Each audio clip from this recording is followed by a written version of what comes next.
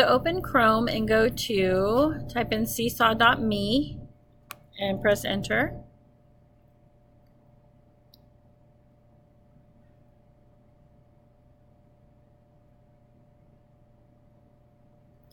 If you are already logged in, you can go right here to your name and click on the gear and click on sign out.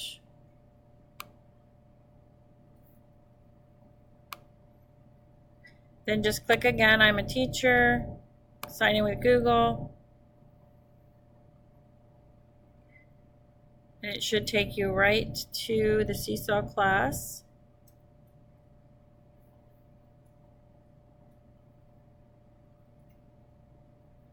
Let me click it again. All right. So it opened up, so you can see, you can go back and you can see the classes that you have.